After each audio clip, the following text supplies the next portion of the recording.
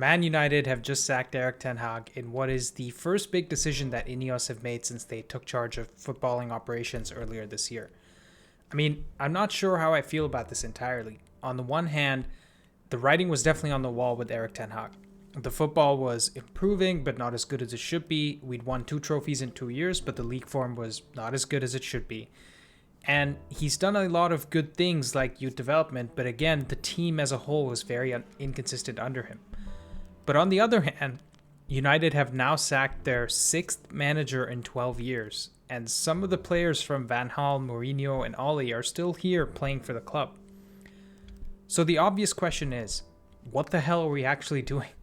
Because we can keep sacking managers for the next 12 years, but at some point the blame has to go on the players and the club and the structure.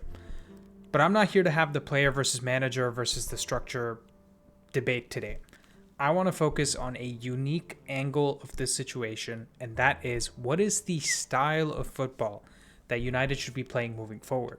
Specifically, what is the style of football that will actually work at United? Because the new trend that every team seems to be moving towards is a high possession, high pressing, building out from the back style of football. But I'm not so sure that this style is going to work at United, especially given some of the players that we have at the club right now. So without further ado, let's get straight into it.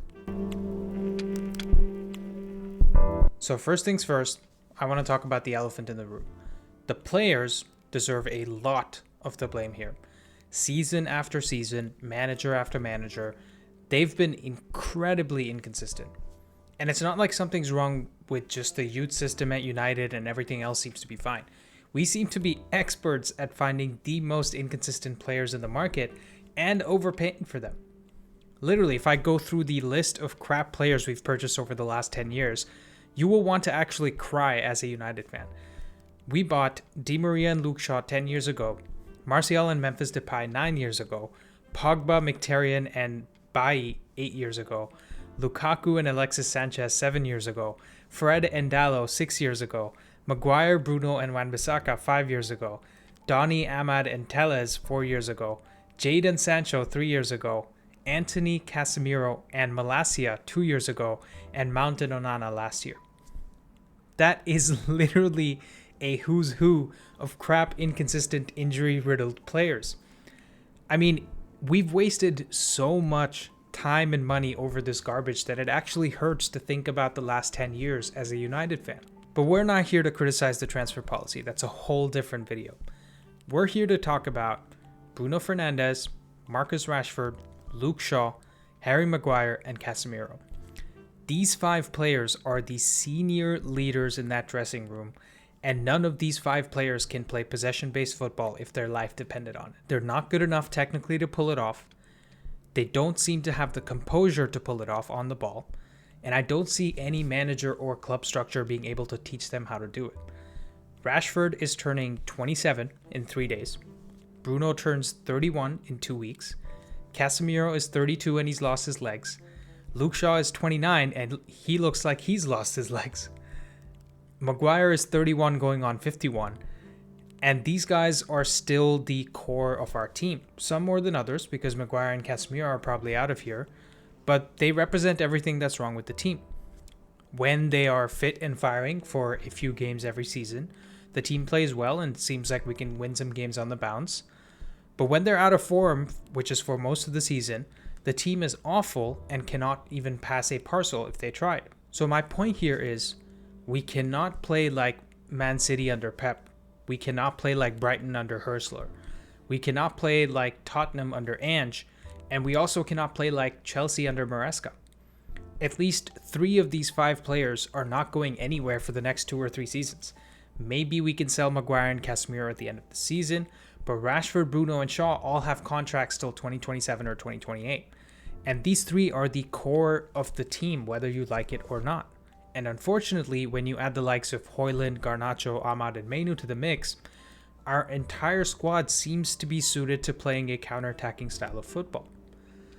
And anyone who thinks a Ruben Amorim or a Nagelsmann or a Xavi can just come into United and play this expansive brand of football within one season, you're just delusional. I'm sorry. You guys are forgetting that 2 seasons ago when we appointed Erik ten Hag, he looked like the man who could come in and play this possession-based football and compete with the likes of Pep and Klopp and Arteta. But he obviously found out very quickly, within his first 2 games, that the squad was not suited to this expansive style of football. We got battered by Brighton and Brentford. So how did Ten Hag turn around his first season from those 2 losses? He went back to basics with being strong defensively, and he relied on winning games 1 or 2-0 through counterattacks and individual brilliance. I think our 3rd or 4th game was against Liverpool, and we won that 2-1. So ever since that first season, Ten Hag has tried to move away from that style of football and start building out from the back and pressing teams high, and his managerial career has just gone down the drain because of that. So the long and the short of it is that to be successful as a coach at United, with the core of the players that we've just talked about, we need to accept that we have to be a good counter-attacking team or we have to be a bad team. There's nothing in between. We cannot play this tiki-taka style of football and be successful. Let me know what you guys think. So, given everything we've just discussed, who should be the next manager of Man United? If you're going by the current core of our players, the answer is pretty straightforward. We should hire someone like Thomas Frank from Brentford or Unai Emery from Aston Villa, because both coaches have shown that they can work with what they are given and make the sum look larger than the parts. I know some of you might be saying, oh, Emery plays a good brand of football. What are you talking about? Well, the truth is that Emery is a practical coach. He knows how to create lots of chances and play teams off the park when he's playing the Southamptons and the Leicesters of the world. But he also knows how to keep 30% possession against Bayern and win 1-0 in the Champions League.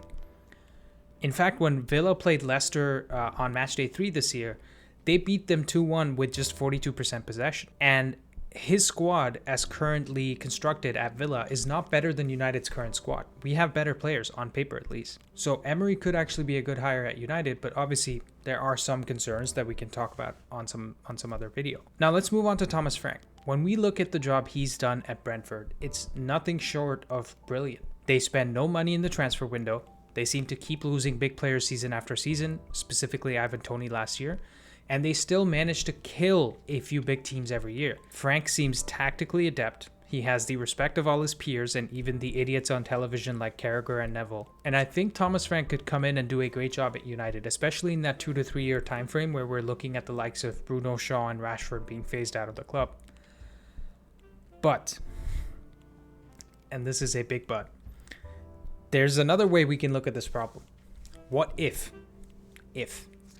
we could bring in a manager to Man United that does inherently like to play an expansive brand of football, but he is practical enough to recognize that for the rest of this season and maybe even next season, he is going to have a transition period where we have to utilize the strengths of your Brunos and your Rashfords and your Casemiros instead of directly just trying to play that expansive style of football. And then maybe this time next year, we transition to a more possession-based ball-dominant side that is learning how to press from the front, that is learning how to keep the ball and move the ball, that is learning how to create chances at the edge of the box when we have the opposition pinned in. In that specific scenario, I can completely get behind the likes of hiring a Ruben Amorim or a Nagelsmann or maybe even a Xavi. Realistically, to replace the likes of Bruno, Rashford, and Luke Shaw, we probably need between 120 to 150 million, especially with Ineos making some smart, sensible transfers, unlike Ed Woodward was doing. And let me actually give you a comparable example. Look at how much Tottenham have spent on Destiny Udogie, James Maddison, and Brennan Johnson. Udogie was brought in from Udinese for 25 million euros, Maddison from Leicester for 60 million, and Johnson from Forest for 38 million, for a grand total of 123 million euros. Why can't we, with the likes of Dan Ashworth, Omar Barada, Jason Wilcox, and Ineos, find 3 players like that over the next 1.5 transfer windows? This is definitely something we can achieve by next summer's transfer window. And then we're no longer over-reliant on Bruno, Rashford, or Luke Shaw. We can actually play this expansive brand of football like every other team is trying to play, and we can perhaps even compete for league titles and the Champions League. Given that David Ornstein from The Athletic and Fabrizio Romano are both saying that Amorim is the front runner for the United job, I am actually very excited, don't get me wrong.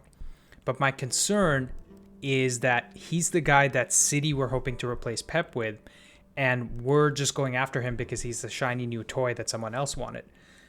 Or is Ineos actually thinking that this guy can come in and address our major problems in the short term, like the style of football that we cannot seem to play, and then we can build for the future step after step?